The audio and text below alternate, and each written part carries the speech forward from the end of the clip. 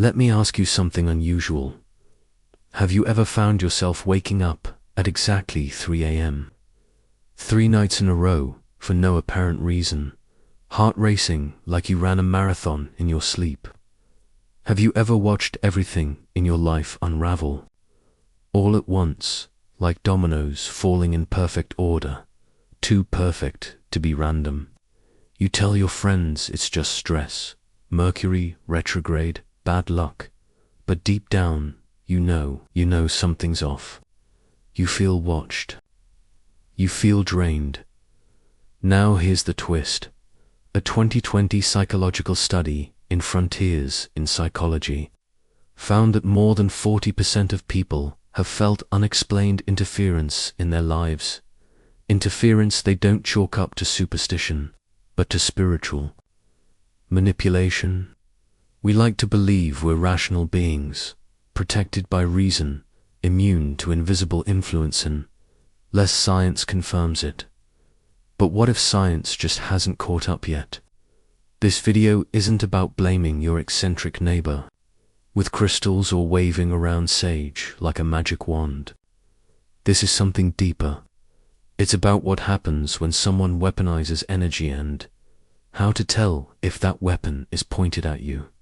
So tune in, turn down the noise, because if any of this feels a little too familiar, you might not be losing it, you might be cursed. Sign 1. The energy vacuum. When you feel like you're leaking light, let's stop sugarcoating it. The first red flag that someone might be using witchcraft against you. You're exhausted, but not just tired, soul deep tired. The kind of fatigue that no nap can cure. It's as if someone stuck a straw into your spirit and has been sipping it slowly. Now imagine walking into a room and the air changes heavier, thicker, like invisible fog wrapping itself only around you. Your phone dies at 100%. You lose your keys. You argue with loved ones for no reason. Your focus slips. You don't breathe like you used to. This isn't just burnout. This is something feeding off your light. Here's where it gets philosophical in true Aaron Sorson fashion. We live in a world obsessed with proof. Show me the study, show me the data. But not everything fits into spreadsheets. Some things show up in tight chests, buzzing skin, and the way your instincts scream around certain people who seem so kind but make your body want to bolt when they smile. Across witchcraft traditions, from the Caribbean to the Balkans, this is called spiritual siphoning, the idea that someone can latch on to your energy, whether knowingly or through ritual, and drain it to fuel themselves. This isn't just spells and candles, it's intention. Someone wakes up every day thinking about you with bitterness, envy, obsession.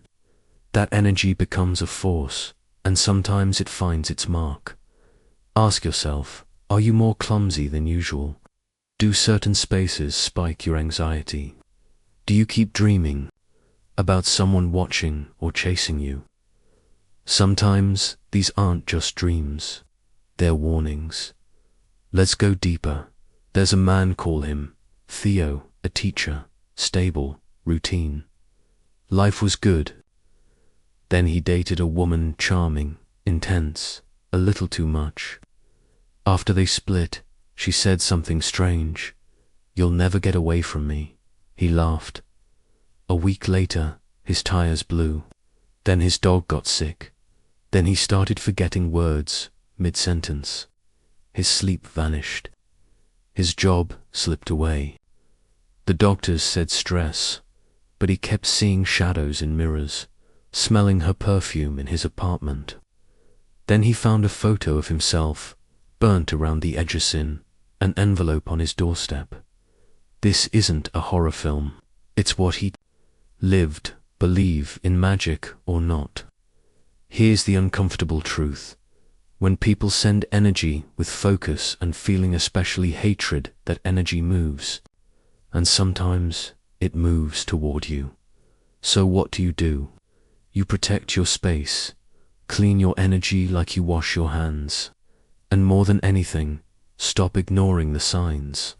Because the longer you act like everything's normal, the deeper the hook gets. And trust me, they want you distracted.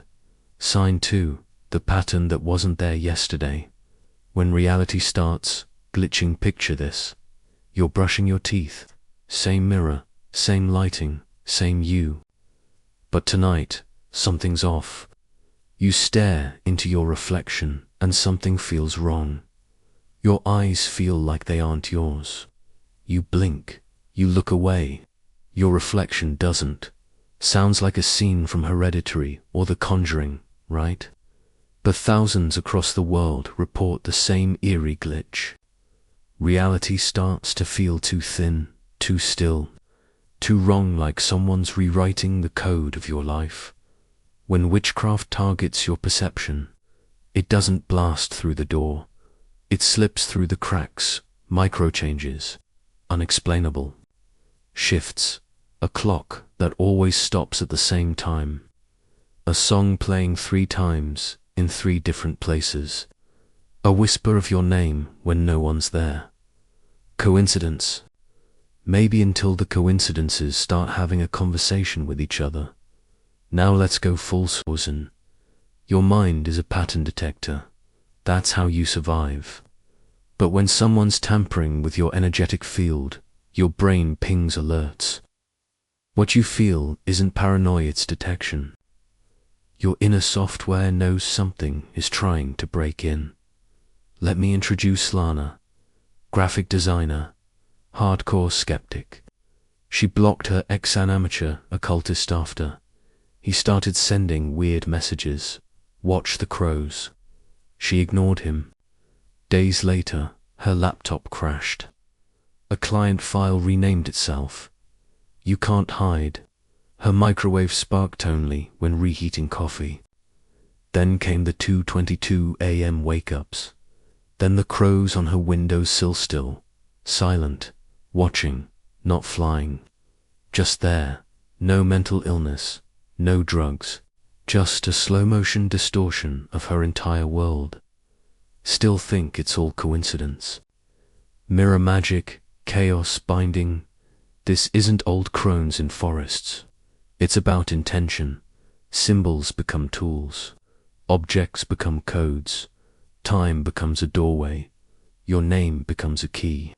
And when someone uses that key, it's not to harm your body, to make you question your sanity.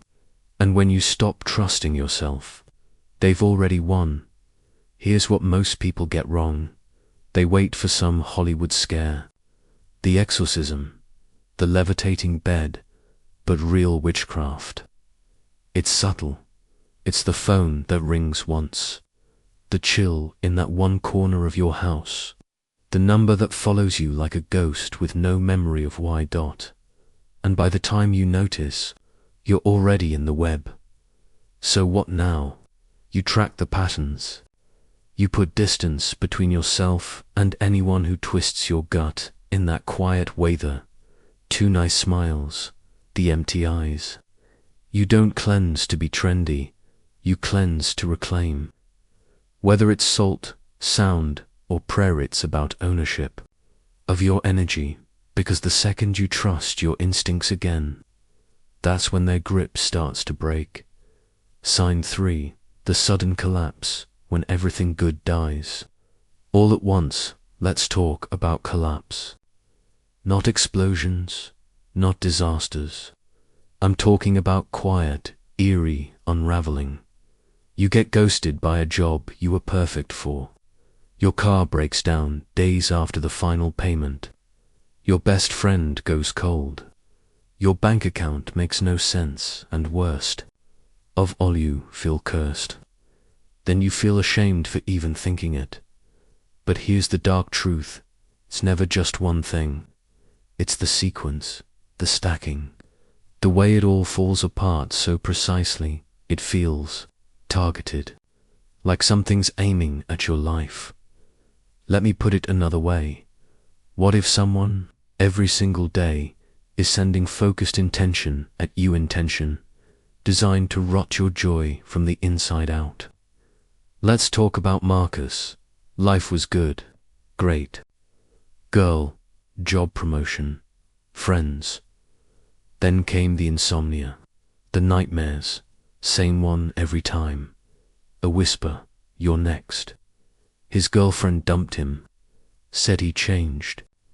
His boss said he was slipping. His credit got hacked. His healthy dog began having seizures. Then Marcus started talking to his mirror, not affirmations, accusations, not a breakdown. A breakdown by design. Here's the cruelest part. Witchcraft doesn't need you to believe. It feeds off disbelief. Because every time you say, this can't be real, you give it power. You give it cover. In ancient traditions across Africa, South America, Southeast Asia, they have a name for this kind of unraveling. It's not one thread that breaks, it's 1,000 threads, all pulled in secret, until you don't recognize your own life. But it's not about ruin, it's about isolation. Because if they can separate you from everyone and everything that keeps you grounded, then you're defenseless. Continued in next message.